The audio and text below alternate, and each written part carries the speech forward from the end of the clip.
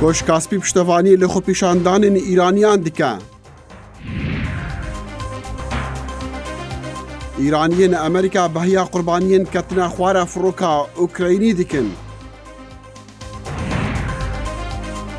و ئەمریکا و عێراق دانوستاندنان dikin li ser cihekî diyarkirî ji hêzên Emerîkî re.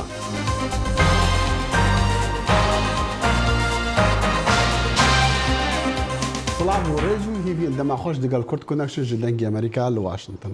لای منیشەوە سڵاوتان لێبێت و بەخێربێنەوە بۆ بەرنامەی کورد کۆنەکشن. پۆلیسê Îranê teqeya kuştinê li dijî xwepêşandanên Tehranê kir û çend ji wan girtin dema wan nerazîbûn xuya kirî lê dijî hewlên hikûmetê bo veşartina rastiya êxistina firoka neferan ya Ukraynî. Protestoyên Tehran û bajarên dî daxwaza cizakirina berpirsên mirina 82 Îraniyan kir di nav 176 siwarên firoka Ukraynî de. Rêveberiya Serok Donald Trump daxwaz ji rayedarên Îranê kir heta zorê lê dijî xwepêşanderan bikar neînin. Li roja şembeyê nerazîbûn lê dijî hikûmetê derketin piştî karbedestan li Tehranê pênasîn kirî ku wana ew firoka Ukraynî êxistiya xwarê. کۆشکی سپی پشتیوانێکی بەهێز دەکات لە خۆپیشاندانەکانی ئێران کە باش بەردانەوەی فڕۆکە ئۆکرانیەکە ڕژانە سەر شەقامەکان. پامنێری دەنگی ئەمریکا مایکل باومان ڕادەگەیەنێت کا بەڕێوەبەرایەتی ترامپ فشارێکی زۆری هەردوو پارتی لە کۆنگرێسەوە لەسرە بۆ ڕوونکردنەوەی زیاتر لەسەر ئەو زانیاریانەی کە بوون بەهۆی کوژرانی قاسم سلێمانی. خۆپیشاندانەکانی ناڕزایی هەفتەی ڕابردوو لە تاران دژ بە کوشتنی قاسم سلەیمانی فەرماندەی هێزی قودسی سەر بە سوپای پاسداران وا گۆڕدراوە بۆ خۆپیشاندان بۆ دەربڕینی پەژارە و تووڕەیی لەسەر ئەوەی حکومەتی تاران دان بەو ڕاستێدا دەنێت کە فڕۆکە نەفەر هەڵگرە ئۆکرانیەکەی بە هەڵا بەرداوەتە خوارەوە. دۆناڵد ترامپ لە تویتێکیدا گوتی ئەی ڕابەرانی ئێرانی خۆپیشاندەرانی خۆتان مەکوژن، ئەوانەی بە هەزارانتان هەتا ئێستا لێکوشتون یان زیندانیتان کردوون. گوتیشی جیهان چاوی لەسەرتانە و لەسەر و هەمویانەوە وڵاتە گرتوەکانی ئەمریکا و چاودێریتان دەکات. بە دڵنیاییەوە ئەمە هەفتەیەکی باش نەبوو بۆ ڕژیمی ئێرانی. ڕۆبرت ئۆبراین بە کەناڵی ABC گوت بەڕێوەبەرایەتی ترامپ جەنگی ناوێت، بەڵام لە گوشارەکانی خۆی بۆ گۆڕین لە ئێران بەردەوام دەبێت. ئێمە پشتیوانی لە مافەکانی مرۆڤ دەکەین. باشترین کاریش کە بۆ ئێرانەکان و بۆ جیهانی بکەین درێژەدانمانە بۆ و پەڕی هەڵمەتی فشار بۆ ئەوەی دڵنیابین لەوەی کە ڕژیمی ئێران هەرگیز چەکی ئۆتۆمی بەدەست نەهێنێت و هەروەها لە ئاستی پرۆگرامی موشەکی باڵستیکیش خۆی کەم بکاتەوە. لە کۆنگرس دیموکراتەکان و هەندێک لە کۆماریەکانیش ناڕازین و دەڵێن کۆشکی سپی نەیتوانیوە بەڵگە بخاتە ڕوو سەبارەت بە ڕەواییدان بە کوشتنی قاسم سلەیمانی. سەرۆک ترامپ ژمارەیەک بڕیاری هەڵە و هەڵەشانەی داوە سەبارەت بە سیاسەتی دەرەکی وڵات ئەوانەی ژیانی ئەمریکایەکان دەخاتە مەترسیەوە و هەروەها هێزەکانی ئەمریکا ڕوبەڕووی مەترسی دەکاتەوە. هەفتەی ڕابردوو خانەی نوێنەران دەنگیاندا بۆ سنووردارکردنی دەسەڵاتی سەرۆک بۆ بەرپاکردنی جەنگ دژ بە ئێران. نانسی پیلۆسی بۆ کەناڵی ABC دووە. کۆنگرێس دەسەڵاتی ڕاگەیاندنی جەنگی هەیە، دەبێت ئێمە بەرەو ئاشتی هەنگاو بنین، نەک خۆشکردنی جەنگ. لە پرۆگرامی فیس دەنیشنی کەناڵی ABC مارک ئێسپەر وەزیری بەرگری وڵاتە گرتوەکانی ئەمریکا گوتی بەر لە فەرمانی هێرشە کوشندەکەی کرایە سەر قاسم سلەیمانی من هیچ زانیاری هەواڵگریم بەدی نەکرد ئەوە دەربخات هەڕەشەی بەم زوانە لەسەر باڵوێزخانەکانی ئەمریکا هەبوو بن. ڕۆبرت ئۆبراین ڕاوێژکاری ئاسایشی نیشتیمانی گوتی ئەو بەڵگانە هەن کە ناکرێت بۆ گشتی ئاشکرا بکرێت ئەوەش لە پێناو پاراستنی توانەکانی کۆکردنەوەی زانیاری هەواڵگیری ئەمریکایە. گەلۆ ئیمکانە بەردەوامیە خۆپیشاندانên ئیرانê وا nerazîbûna heye û gelokانê ev xweپêşandan wekû bîyanû bû ji bo ku xelek dijatiya xwe ji bo hikûmetê diyar bike. Xosrow Elmasî berêberî nêwendî rawêjkarî Millennium lêre li Washington میوانی کورتکونکشنە ka Xosrow zor zor bexêr bêyî. Bi Kurtî îmkan heye ke em renga xweپêşandanane berdewam bin. بەڵێ هەر ڕووداوێکی کتوپڕ ڕوو بدات بیان و بداتە خەڵکی ئێران بەگشتی دەکرێت خۆپێشاندانەکان بەرداوام بن. باشە ئەمەی فڕۆکەی ئێستا ڕۆژی شەممە خۆپیشاندنەکان دژی بابەتی شاردنەوەی ڕاستیەکان لە مەڕ خستنی فڕۆکە ئوکراینی بوو. ئەمە بیانوو بوو بۆ ئەوەی خەڵک نەڕازی بوون و دژایەتی خۆی بۆ سیاستەکانی حکوومەت دەرببڕێ. ئەو بوو بە بیانوێک بۆی کە خەڵک بێنە سەر شەقام و ناڕازایەتی خۆیان بەرامبەر بەو سیستەمەی کە بۆ ماوەی چەند ڕۆژ ڕاستیەکانیان لە خەڵک شارد بووە داواکاریەکانم بخەنە ڕوو داوای شەفافیت بکەن داوای حکوومەتێکی بەرپرس بکەن و لە بیرمان نەچێ ئەو فڕۆکەی خستانە خوارێ زۆربەی گەشتیارەکانی خەڵکی خودی ئێران بوون. 82 هەر ئێرانی بێژگە لەوانەیە کە کەنەدیەکانش زۆربیان بێزگە لە گەشتیارەکانەکان هاوڵاتی ئەسلی ئێرانی بوون و ئەمە نیشایدا کە هێزە نیزامیەکان ئێران چەندە ناپرۆفێشناڵن چەندە ناتوانن شتێکی سادەی وەکو فڕۆکێکی مسافری لەگەڵ کروزێک موشەکێک لێ بکەنەوە و جیانی خەڵکیش بەلایەنەوە گرنگ نییە. بەتایبەت لە فڕۆخانەی تەهران هەستاوە. کاخسترە و ئاستی گرژیەکان چاوەڕوان دەکرات بەتایبەتیش دووە بە دوای کوشتنی قاسمی سولەیمانی کە شەڕێک لە ناوچەکە دروست بێ ینی شێوەیەکی تری شەڕ دروست بێ بەڵام نەبوو ینی تا چڕا دەیەک ئیمکانی ئەوەی هەیە کە ئەو بارودۆخە ئارام بکرێتەوە بابەتی سلیمانی کوشتنی سلیمانی وەکو بڵێ لە بیر بکرێتەوە. لە بیربانە چهێڵی سووری ئەمریکا بۆ هەڕەشە و گوڕەشانێکی ئێران دەیکرد ڕشنی خێنی ئەمریکایی بوو بەڵام ئەو هێرشانێکە ئەمریکا ئێران کردیە سەر بنکەکانی ئەمریکا کوشتن و بریندار بوونی هیچ سەربازێک و ئەفسەرێکی ئەمریکی لێ نەکەوتەوە بۆیە بینیمان ئاستی گرژەکان دابەزی و دۆناڵد ترامپ داوای گفتوگۆی کردووە داوای هێورکردنەوەی کردووە بەڵام ئێران دەتوانێت هێزە پرۆکسیەکانیشی کۆنتترۆل کا کە هیچ کردەوەیەکی خۆکژی و تەقانەوەنەکەنەوە دەبێت چاوەڕێبی بزانین ئێران باشکای دەڵێ ئێمە کۆنتترۆلمان لەسەروانن یانش بەرپرسین ئەگەر کاربەدەستانی ئەمریکایش بە ئاشکرای کتویانە کە ئێوە بەرپرسن لە هەر هەڵسو کەوتێکی ئەو هێزە پرۆکسیانەی وەکو حیزبوڵڵا میلیشیاکانی هەشتی شعبی حوثی چون ئەوان چەکداریانەکەن پارەیانە دەنێ و ترینینگیشانەکەن. باشان دوێنێ کۆشکی سپی دەڵێ کە ئێمە بە ئاشکرایی پشتیوانی لە خۆپەشاندنەکانی ئێران دەکەین. دوای دروستبوونی ئەو بارودۆخات تو بڵی ئاست و شێوەی پشتیوانی ئەمریکا بۆ خەڵکی ئێران شێوەیەک بێ چۆن بێ؟ لە سەردەمی کە ترامپ هاتۆتە سەرکار ئاڵوگۆڕێکی زۆر گەورە ڕوویداوە لە سیاسەتی ئەمریکا بەرامبەر بە ئێران خەڵکی ئێران بە تایبەتی وام بەڕێوەبەراتیە بە ئاشکرایی و بە ڕوونی کوتێتی کەمە ئێمە پشتیوانی داخوازەکانی خەڵکی ئێرانەکەین بەڵام ئەوەی کە لێرەدا کێشەیە بۆ ناوخۆی ئێران ئەوەیە کە داخوازیەکانیان ئۆرگەنایز نەکردووە هێزێکی نوێنەرایەتی لە چوارچەی ئۆپۆزیسیۆنێکی یەکگرتو کە داخوازەکانە نوێنەرایەتی بکە بوونی نییە بەڵام لەم پرۆسێدا بە بڕوای من ئەم خۆ پێشاندانە گرنگەکەوێ لە سیستمی ئێران سیستمی حکوومەت ئێران ڕەت کردووە دەرچووە و لە دروشمەکان بینین داوای سەرکارلادانی ڕێبەری باڵای ئێرانەکەن سەرۆک و حکوومەتەکەشی وەسپای پاساران بە هێزێکی کوشەندە و قاتڵ ناوەمە ئەوانە گرنگە لەو پرۆسەیەدا بەڕای من ئەگەر خەڵکێران بتوانن هێزێکی ئۆپۆزیسیۆن نوێنەرایەتیان کا ڕێبەرایەتیان کا ڕێکیان بخە ئۆرگەنایزام کات ئەو دەکرێت ئاستی داواکانیان لە نێودەوڵەتیدا بەرەسەر. یەک بابەتی لە کارکشنەوەی سەرۆک و حکوومەتەکەی ئەمە شتێکی زۆر زۆر نوێیە لە ئەوەی ئێراندا بە تایبەتش لە جادەکانی ناو تەهراندا یانش حتا بێڕێزکردنی وێنەکانیان حتا وێنەی قاسمی سولەیمانی بینیمان لە تەهران و حتا ڕابەرەکانی ئێرانش لە ناو تەهراندا دەکری ئەمە شتێکی نوێیە لە ئێرانە لە پرۆسی ئەو داواکاری و خۆپیشاندان و ناڕەزاتی دەربڕینە پێشتر دەکرا خەڵک هیوایان بە ئەم گروپی نێودەسەڵاتە بوو کە خۆیان بە ریفۆرمیست و میانە ڕەو دەناسێن بەڵام ماوەی چەند ساڵێکە بێ کە خەڵک هیوای بە و سیستەمە بە ریفۆرمیستەکانیش نەماوە ئێستا کۆی سیستەمەکە داوای خەڵکەکە نەمێنێت کە داواکە ڕێبەری باڵای کۆماری ئیسلامی نەمێنێت ینی کۆی سیستەمەکە نەمێنێت وە داوای سیستەمێکی دیموکراتیکی نۆرماڵ یاسایی. کاک خسرۆ لە تاران و لە ناوچەکانی دیکە هەر جاری خۆپیشاندان ببە ئەوە لە شارە کوردیەکانش لە کوردستانش دەبوو، بەڵام ئەم جارە نەمان بینی لە ئەو لە دژی ئەوەی خستنەوەی فڕۆکە خۆپیشاندان لە شارە کوردیەکان بکری بوو.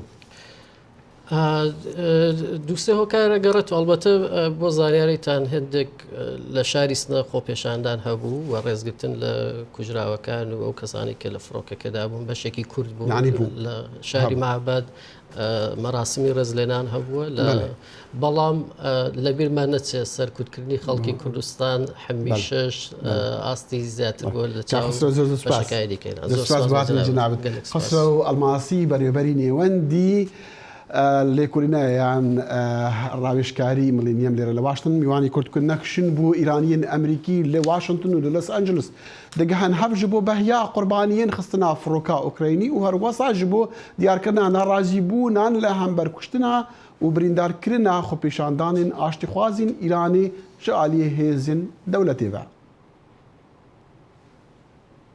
خەڵکی بچووک لە ئێرانەکانی نیشتەجێ ئەمریکا ئێوارەی شەمە لە گۆڕەپانی ئازادی واشنگتۆنی پێتەخت کۆبوونەوە بۆ ئەوەی بە مۆمداگیرساندن ڕێز لەو خەڵکە بێتاوانانە بگرن کە لەم حەبتوانەی دوایی لە ئێراندا کوژران. لە نێواندا 176 مسافری فڕۆکەی یوکراینی و هەروەها زیاتر لە 1000 کەس کە لە خۆپێشاندانەکانی ئاکامی برنەسەری بای بنزین لە مانجی نوامبری پارەکەدا گیانیان لەدەستدا. دانپێهێنانی تاران کە حکوومەت فڕۆکەکەی خستۆتە خوارەوە هەستی دژی حکوومەتی زیاد کردووە و وەک خۆپێشاندەران بە دەنجی ئەمریکایان گوت. خەڵک حکوومەتی ئێرانیان ناوێت و قاسم سلێمانی تیرۆریست بوو. دەزانی کە تۆ لە ئێران چی بۆ خۆپیشاندان دەتخەنە بەندینخانە ڕەنگە لە شەقامەکان بتکوژن ئەو خەڵقەی دەچن زۆر بوێرن. سەرۆکی ئەمریکا دانۆڵد ترامپ شەمە لە توییتی خۆی بە زمانی ئینگلیسی و فارسی پشتیوانی خۆی بۆ خۆپێشاندەرانی ئێرانی دەربڕی. ئێستا هیوایەکی زۆر هەیە گوێم لێ دەبێت چونکە خەڵک ئێستا دەتوانن پەیامەکە بخوێنەوە دەڵێن سەرۆکی ئەمریکا کە هەر حکوومەتی دیموکرات لە هەموو جیهاندایە پشتیوانی لە ئێمە دەکات بۆیە ئەوان زۆر بە هیوان کارێکی باشی کردووە کە پەیامی بە فارسی و ئینگلیزی نردووە بەڵام دەمانوێت پێی بڵین شەڕمان ناوێت. هەروەها کۆمەڵی خەڵکی بەبیری جیا لە شاری لۆس ئەنجلس یەکشەمە ڕێپێوانیان کرد کە لێک لەوان دروشمی دژی دەستێوەردانی لەشکری ئەمریکا لە ئێرانیان بەرز کردبەوە. خوێندکارێکی گەنج بەدەنجی ئەمریکا دەڵێت ئەو شەوی ڕابردوو لەگەڵ بنەماڵەکەی لە ئێران قسەی کردو و گوتی پلانیان هەیە گیانی خۆیان بخەنە مەترسی و لە دژی حکوومەتی تاران خۆپێشاندان بکەن. پێم وایە گرنگە بزانین کە خەڵک لە ئێران دەزانن چیان دەوێت ئەو خەڵکە بۆ ئازادی خۆیان خەبات دەکەنەوە هیچ کەسی ڕزگاریکەریان ناوێت ئەمریکا هیچ لە خەمی ئەمەدا نییە. گرتە ڤیددیۆکانی سەر ئینتەرنێت خۆپێشاندەران لە تاران و شارەکانی دیکەی ئێران لە شەمە و یەکشەمەدا نیشان دەدەن کە دروشمی دژی حکوومەتی دەدەن. وەزیرێ دەرڤەی ئەمریکا ماک پۆمپیۆ دیبێژە ئەمریکا دیگەل ڕایدارن عێراقی کاری دیکەش بۆ دەستنیشانکردنا جهێ هەریکێر هاتی ji hêzên Emerîkî re dê Iraqê de. Pompeo gote peymangeha Hoover lê Kalîforniya ew danûstandin piştî daxwaza Bexdayê bûn ji bo derxistina hêzên Emerîkî ji Iraqê. Pompeo got jî li dawî ew ê bigihin çareseriyê ji bo mana hêzan di Iraqê de.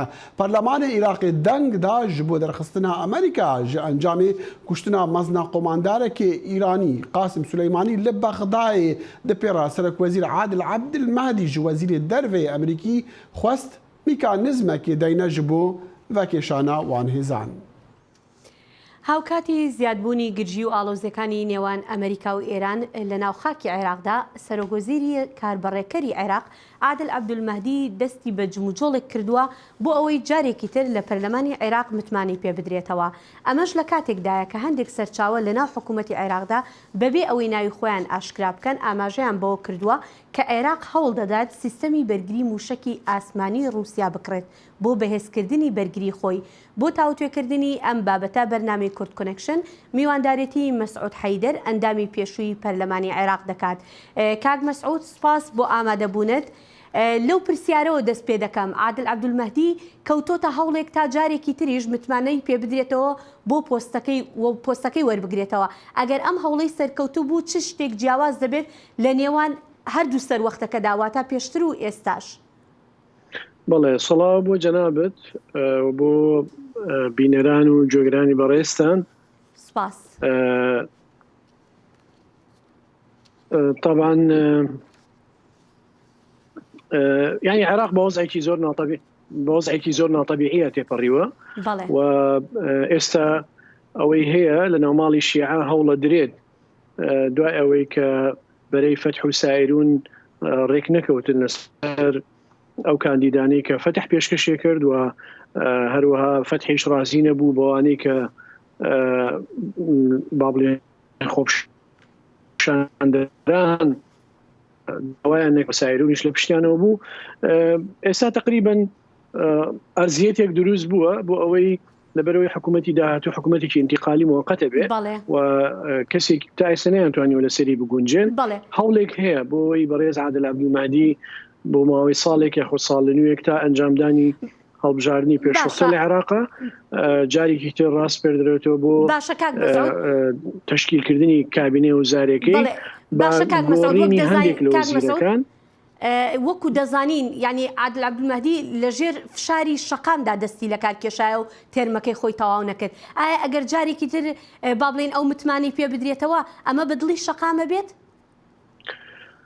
بێگومان نەخێر بە تایبەتی ئێستا کە لە سەردەمی حکومڕانیەکەی بەڕێز عادل عەبدولمەهدیە نزیکەی 700 کەس شەهید کراون و زیاتر لە 20,000 کەس بریندارن 30,000 لەوانە کە ممکنە تووشی ئیعاقەی کولی بوو بێ و ینی تەسەورەکەم بە ئاسانی ئەمە قبول نەکرێت. بەڵام حقیقەتێکیش هەیە ئەگەر کوت لە سیاسیەکان لە ناو پەرلەمان بە تایبەتی لە نێوماڵی شیعەوە خۆیان لەسەر ئەوە ڕێک بکەون کە جارێکی تر بەڕێز عادل عەبدولمەهدی ڕابسپێرێت تەسەور ناکەم کورد و سوننە ئیشکالێتیان هەبێ و ئەو زانیاریانەی کە هەیە تا ئێستا بەڕێز موقتەدا سەدر ڕەفزی کردوتەوە جارێکی تر عادل عەبدولمەهدی ڕاست پێدرێتەوە بۆ ئەوەی کابینە وزارەکەی دروستکرێ. هەندێک ناوی تر هەیە باس ئەکرێت کەواتە کورد پشتیوانی لێکات. تەسەور ناکەم کورد و سوننەش هیچ مشکلێکیان هەبێ لەگەڵ شخصی بەڕێز عادل عەبدولمەهدیە. مشکلەکە لە ناوماڵی شیعە خۆیەتی هەتاوەکو لەبەرەوەی بەپێی ئەو استحقاقانەی کە لە دوای 2023 دروست بووە سەرۆکوەزیران بۆ شیعەیە و ئەبێ لە نێوماڵی شیعە و ڕێککەوتین لێسەر بکرێ ئەو جا لەگەڵ دوو پێکهاتەکەی تر کە کورد و سوننە دانوستان نەکرێ و تا ئێستا کورد و سنە لەگەڵ شخصی عادل عەبدولمەهدی ئیشکالێتیان نییە ئەو لە نێوماڵی شیعە خۆیەوە بوو کە ئیشکالێتیان هەبوو لەگەڵی. بەڵێ باشە بەڕای تۆ ئێران چ ڕۆڵێکی هەیە لە دانانەوەی عادل عەبدولمەهدیدا؟ طبعا دوای تشکیلکردنی حکوومەتی عادل عەبدولمەهدی لەلایەن ئەمریکا بە تەحدید تۆمەتبار کرا بەوەی کە حکوومەتەکەی حکوومەتێکی ئێرانیە وەلایەکی مطلقی بۆ ئێران هەیە و شاراوەش نییە لە کای سیاسی و تەنانەت لە نێو شەقامی عێراقیشە کە مەکتەبی سەرۆکوەزیران هەموو ئەو کەسانە بڕێوانە برد کە عمقێکی تاریخیان هەیە و ڕاستەخۆ پەیوەستن بە سیاسەتی ئێرانیەوە واتە ئێران ئیداری حکوومەتی عێراقیە کرد و بەڕێی من شخصی عادل عەبدولمەهدی ئەیتوانی ئەو ڕۆڵە تا ڕادێک کەمتر بکاتەوە هەوڵی بدایە بەڵانسێک ڕاگرێ لە نێوان بەرژەوەندەکانی ئەمریکا و ئێران نەیتوانی بۆیە حکوومەتەکەی بە مطلقی مۆرکێکی ئێرانی پێوە بوو. بەڵێ بەڕێز مەسعود حەیدەر ئەندامی پەرلەمانی پێشووی عێراق سوپاس دەکەین بۆم دەرفەتە. سوپاس. لە کاتێکدا بارودۆخی عێراق بە بەردەوامی خراپتر دەبێت بەڵام هێزە کوردیەکان هیچ پلانێکیان نییە بۆ فشارخستنە سەر بەغدا تا ڕێبەرایەتی ناوچە جێناکۆکەکان بە هاوبەشی بکەن. خۆپیشاندان لە عێراق بەردەوامە دۆخی وڵات ئاڵۆزە و کوردیش وەکو پێکاتەیەکی سەرەکی لە ناوچە کێشە لەسەرەکان پەراوێز خراوە بەڵام تا ئێستا نەیتوانیوە سوود لە دۆخی عێراق بۆ چارەسەرکردنی کێشەیە و ناوچانە وەربگرێت. بەڵام بۆ کورد دەڕاستیە پابندبوو بۆ مەسەلە مەبدەیەکانی وەکو دەستور وەکو چەتری پرۆسی سیاسی عێراق و هەروەها لە ناویشە تەبەن کێشەی ناوچە داڕاوەکانی پابندبوو بە دەستور لە زمینە مادەی 140 ئەتوانە زۆر کێشەی ینی کورد کە پرسیاری لێک لە دەوری چیە گێڕێ بەو تەریقەیە معالەجە بکەن. ناوچە کێشە لەسەرەکان کە حکوومەتی عێراق لە ڕۆژی 16 ئۆکتۆبەری ساڵی 2017 بەهێز کۆنتڕۆڵی کردنەوە و لە کوردی سندنەوە لەو کاتەوە تا ئێستا کورد و بەغدا لەسەر چۆنێتی حکومڕانیکردنی ئەو ناوچانە نەگەیشتوونەتە هیچ ئەنجامێک. کورد هەمیشە داوای حکومڕانی هاوبەش بۆ ئەو ناوچانە دەکات و بەغداش هیچ هەنگاوێکی لەو ڕووەوە نەناوە. ناوچانە بە غەدر گیرە و بەکارێکی لە دەرەوەی یاسا و لە دەرەوەی دەستوری عێراقیش گیرە و جۆرێک بوو لە داگیرکاری و خەڵکێکی زۆریش قوربانیتە بۆیە ئەو وەزعی ئەو ناوچانە جارێک تر بکڕێتەوە بۆ پێش داگیرکاریەکە و جارێکی تریش لەسەر بنەما دەستوریەکان جێبەجێ بکرێت. لە نێو دەستوری عێراقدا مادەی 140 هەیە کە تایبەتە بە چۆنێتی یەکلایکردنەوەی ناوچە کێشە لەسەرەکان. هەمیشە کورد داوای جێبەجێکردنی دەکات و بەغدا خۆی نادات لە قەرێ ئەو مادە دەستوریە. کوردستان بەشێکە لە عێراق لەبەرەوەی هەماهەنگیەکی ئیداری و ناوچەیی و ئەمنی هەمیشە لە نێوانمانە هەیە. ئەو ناوچانە هەر ئەبێ بە پێی دەستور و تەفاهمی هەردوو لا چارەسەریکەین چونکە ئەو ناوچانە زۆرینە کووردە خا کوردستانە بەڵام پێکاتەکانی تریشی تایە بۆیە پێویستمان بە هەماهەنگیە تقریبان ئەو هەماهەنگیە هەیە. کورد لە ساڵی 2023 سوودی لە دۆخی عێراق و ڕوخانی بەعس بۆ کۆنتڕۆڵکردنی ناوچە کێشە لەسەرەکان وەرگرت و لە ساڵی 2017 بە ئاسانیە و ناوچانەی لەدەستدایەوە.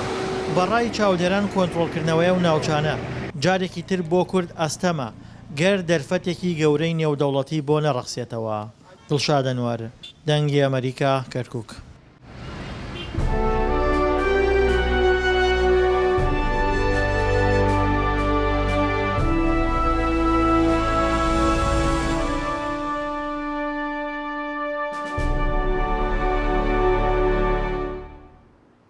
دەیان ساڵە زانکۆکانی ئەمریکا سەرنجی ژمارەیەکی زۆر خوێندکاری بیانیان ڕاکێشاوە.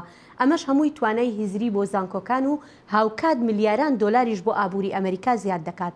بەڵام بەم دواییانەوە دیارە خوێندکارانی بیانی کەمتر خۆشحاڵن لەسەر زانکۆکانی ئەمریکا. شویستی سنهان دەزانیت کا بە درستی ji ber çatiya zanko ئەمریکا بخینیت. Te ew azadî heye ku bi warê xwendina xwe hilbijêrî û xwendina vir wê derfetê durist dike ku tu digel serok û serokwezîrin ku li heman zanîngehê xwendin biaxivî. Lê ev çend de egerib tenênîne ku ئەمریکا خوێندەکارên biyanî bi xwe birakêşît.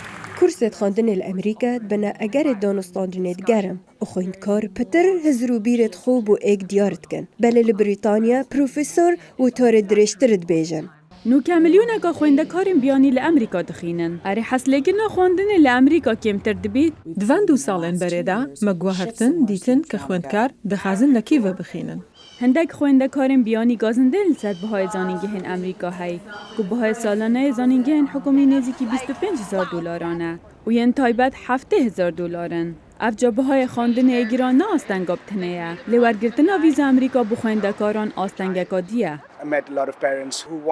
Min gelek dayîk û babên ku xwestin zarokên xwe zûtir rêkin dîtin belê wan digot nexêr. Bi wê rewşa vîzeyê û hewayê li dijî koçberan û tiştên dike em nizanin. Ez hizir dikim ku kêşa serekî ya vîza xwendekaran nebûna aramî û ewlehiyê ye.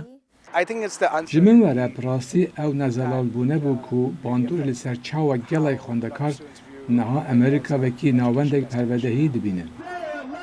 Ev gumane zêde dibî ji ber dîbeytên hişkên siyasiyên ئەمریکا li ser koçberan. Her wisa ji ber siyaseta ئەمریکا beramber geştiyarên hintek welatan. Hestê pêşwazî lênekirinê û gutarên hişkên dijî koçberan bi mixabinî ve rewşa siyasî kontrol kiriye. Ev renge hizre li astengekê navneteweyî kartêkirinê li hizr û bîrên xwendkar û zanayan dikin. Di heman demda dengûbasên teqekirina bi koma li xwendingehên ئەمریکا û wêtarên li dijî biyaniyan li seranser cîhanê dihêne bazkirin. Encamê wê ew e ku xwendekarên biyanî kêmtir bihêne ئەمریکا. Li gorî lêkolîna salaneya Înstitûda Perwerdeya Navneteweyî, هاتە دیارکردن و ئەمریکا هەر هەڵبژارتنا ئێکەمە بە خوێندەکارên بیانی. لێ وڵاتên وەکی کەنەدا و ئوسترالیا و نوزیلنداژی بەرنیاز دibin. Em dizanin ku niha xwendekaran pirtir hilbijartin hene ka wan divêt xwendinên bilindtir li ku bixwînin. Li ser hindêra ku buhayê xwendinê li Emerîka gelekê bilind e û ji ber hindek egerên dî ku wetken Emerîka kêmtir berniyaz bibît, li her xwendekarên biyanî hezken lê bixînin. Hatina vêrê dergehên cîhanê bû min vekirin. خەڵکی ئەس ڕۆژانە ناز دکەم و دەرفەتن تێن ڕێکا من هشت ku ez bawer bikim ku Amerîka derfetê dide her kesî ne tenê Emerîkiyan. Li dimahiyê zankoyên Emerîkawên pişta xwe bi parê xwendekarên biyanî germ diket, hêvîdarin ku ew telîvên xwendinê bo xwendekaran vedibin berçafer bigirin. دەخیلن و کۆزانی تێچوونی خوێندن لە زانکۆکانی ئەمریکا نەک تەنها بۆ با بڵێن خوێندکارانی بیانی گرانترە لە خوێندکارانی ویلایەتەکە بەڵکو گەر خوێندکارێک بۆ ساڵێک کەمتر دانیشتووی ئەو ویلایەتەش بوو بێ هەر نرخی خوێندنەکەی فەرقی هەیە لەگەڵ ئەو ویلایەتەی کە خۆی تایەتی هەڵبەتە ئەوەی لە وڵاتێکی دیکە بێ هێشتا زیاترە بێت نەچهێرۆ زانکۆکانی ئەمریکا بەڕاستی بوونە شوێنی فرەکەلتوری یعنی خوێندکاران لە هەموو وڵاتانی دنیا لە یەک زانکۆیا دەبینی ینی دەخوێنن یعنی زۆر و بە هەمان شێوانی زانکۆکانیش زیاتر هەوڵەدەن بۆ هێنانی خوێندکاران و ئەوانە چونکە ئەمە سەرنجی زانکۆکانە تێکەڵکردنی زۆریش هەتا بەرنامە بێ یا کورد کونەکشن ڕۆژە عینی هەر شاد و بەختەوەر بن و خوداحافیز کاتێکی خۆش هەر شاد بن.